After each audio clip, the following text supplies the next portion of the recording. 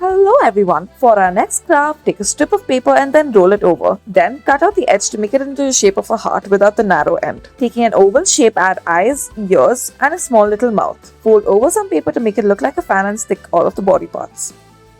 For our next craft, take some fruit foam net, cut it up, glue one of the edges, add some inside and then fold it. Trim the edges to make it look neat. Then take some green fruit foam net and make it in the shape as shown. Stick it along the white that you have first created and then add eyes and a cute little smile. For our next craft, take a cup and then cut a slit through it as shown. Cut out the base and then make a peace symbol out of it. Cut along the peace symbol. However, do not entirely cut it off and then join the two halves and make it in the shape of a fish. Add eyes and some color and there you have yourself a fish.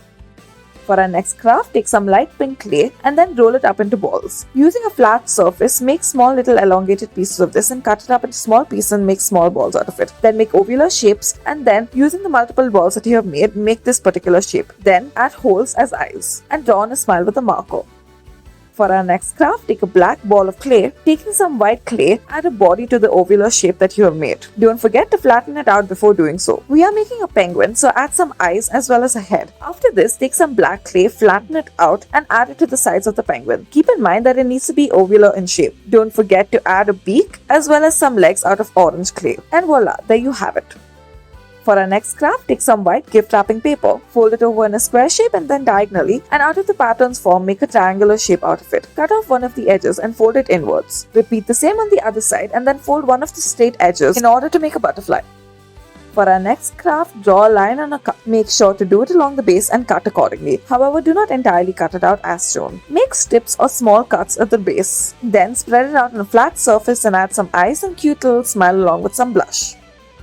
Next, take some red fruit foam net and then tie up one of the edges and then push it outwards. Take another sheet of the same material and then roll it over. Add this to the top of the initial figure that you made and then add some tape at the top, on top of which you will add some yellow fruit foam net.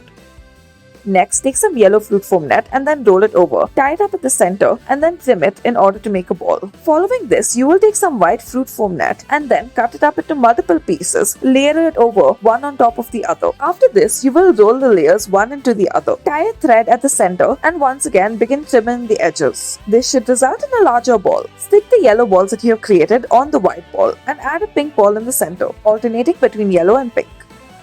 For our next craft, take a square sheet of green paper and then make diagonal shapes as well as square shapes. And then once again make the diamond-like shape like you did for the last craft. Fold over one of the inside sides to make a narrower diamond as such. There should be two movable edges. Fold over one of the movable edges and then go to the other side and fold that one over as well. Cut it out and make it protruding and then stick them together. Also bend over the protruding edges to make it look like a praying mantis. And there you have it. Next, take a sheet of paper and then cut out one of the strips. Then, fold over the edges inwards. After this, you will take an orange sheet of paper and then fold it over to make a tie. Add this to make a shirt and a tie. Thank you for watching.